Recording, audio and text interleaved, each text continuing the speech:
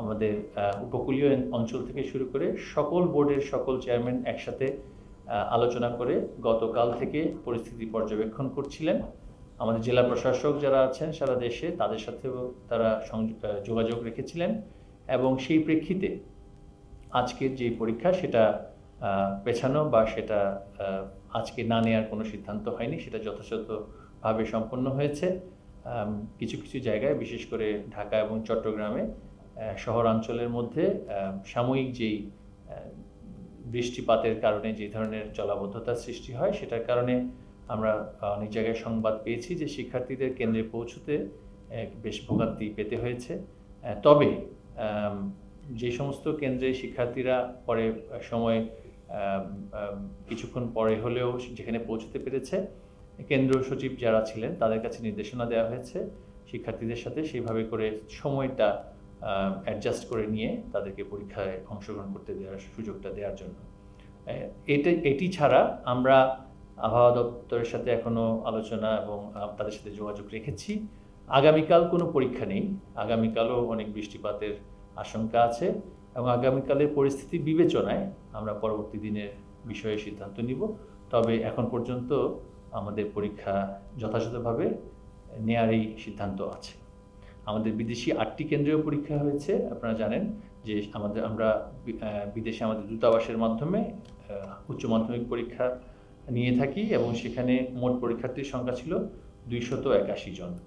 সেখানে সেই সমস্ত কেন্দ্রগুলোতেও পরীক্ষা সম্পন্ন হয়েছে, আজকের দিনের পরীক্ষা সম্পন্ন হয়েছে। যেহেতু আমাদের এই আজকের এই তথ্যটিতে সিলেট বিভাগের বিষয়টা আলাদাভাবে এবং মাদ্রাসা এবং কারিগরি বোর্ডের সিলেট বিভাগের পরীক্ষা কেন্দ্রগুলো সম্পর্কে সেখানে আলাদা একটু অ্যাডজাস্টমেন্ট আছে। আমাদের যে হাতে যে তথ্যপত্র আছে সেটা যদিও আমরা এখানে আপনাদের হাতে দিয়ে দিচ্ছি।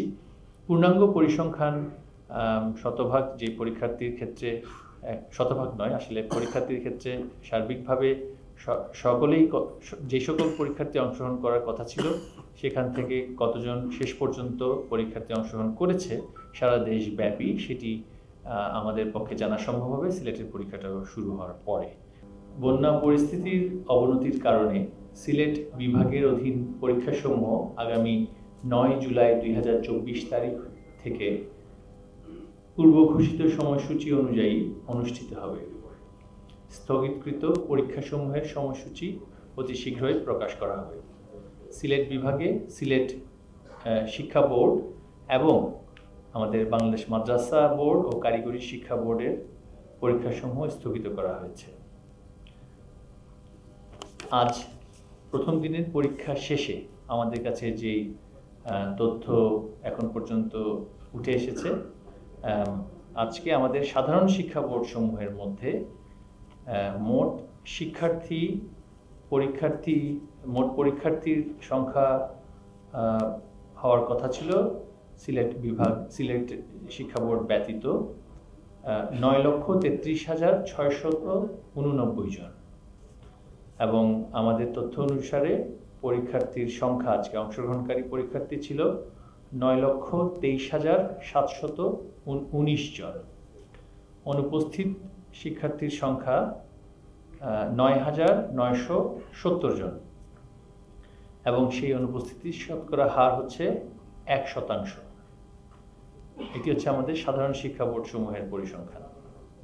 যেই অনুপস্থিতি সেটি হচ্ছে অন্যান্য সময়ে বা অন্যান্য বছরে যেই ধরনের শতকরা অনুপস্থিতির হার দেখা যায় সেটা এই বছরও একই এবং কিছুটা কম বলে আমাদের কাছে তথ্য উঠে এসেছে।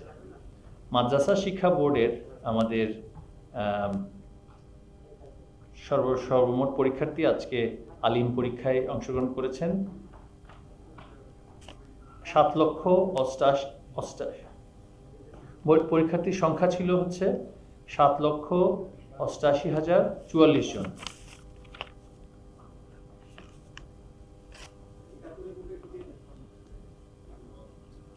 আচ্ছা, এর মধ্যে